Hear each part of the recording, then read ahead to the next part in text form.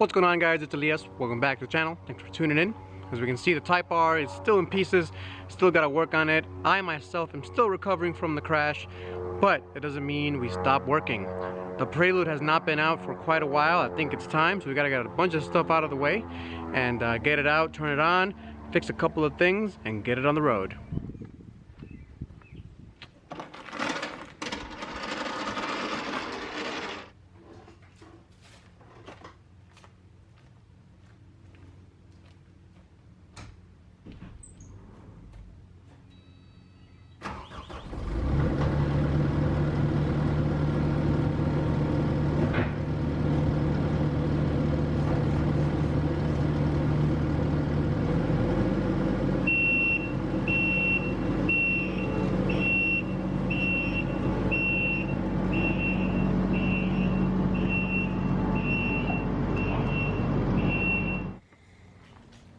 Here she is, very dirty, ready for some maintenance. I don't want to turn the engine on until I change the oil.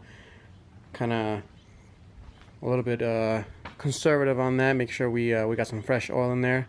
So I'm going to pull it out by one of the hooks, and then I'm just going to use this thing to pull it out.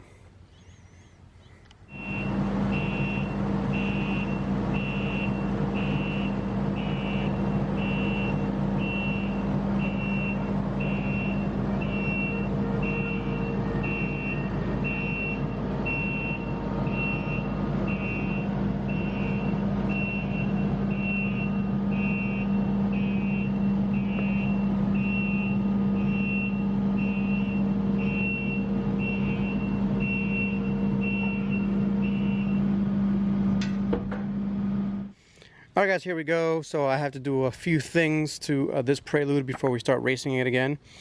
I already blasted it with PB Blast. We gotta take all these bolts off because there's a massive exhaust leak right there. I don't know if you guys can see it.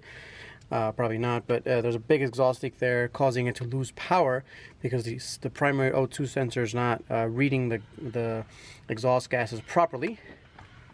And then right back here we have some electrical tape on this intake box here. I have to replace it, of course, so I have that already. We're going to replace that. We're going to change the oil before we get it running, replace the battery, and then turn it on, give it a little test drive and see what else needs doing.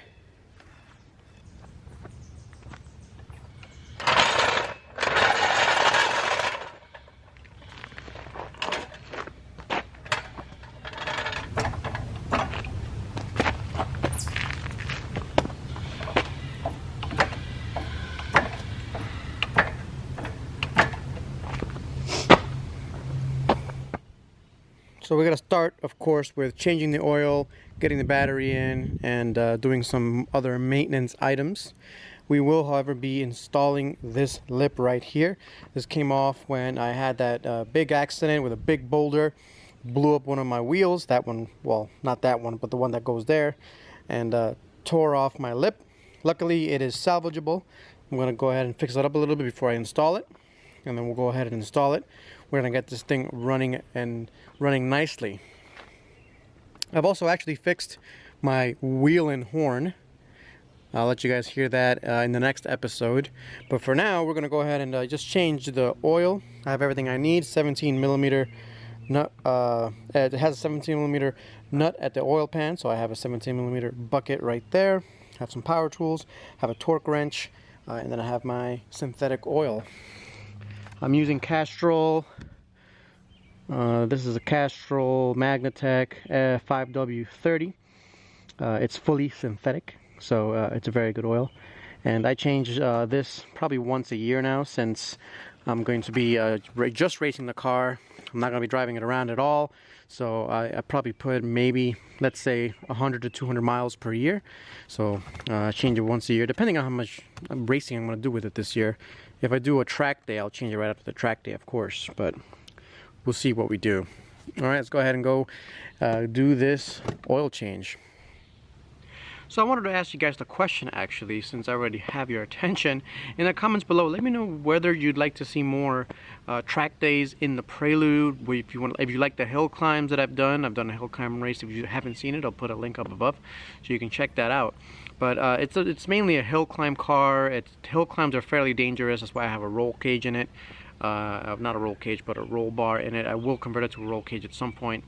And yeah, but let me know if you want to see me at the track with this thing. I may even bring it to Grid Life or something to see how it does. It has an H22A JDM engine. It's got the limited slip differential as well, M2B4 transmission. It's got some coilovers on there. It's pretty well set up, and I've got some sticky tires as well. So again, let me know in the comments, and then let's get this oil change finished up. It's a pretty standard oil change. Got my little bucket there. We got the drain plug right there. We're going to take that off, drain the oil, change the filter, which is right up here. We'll change the filter. We'll get some fresh oil in there and turn the engine on. It's been like 6 months since I turned this engine on.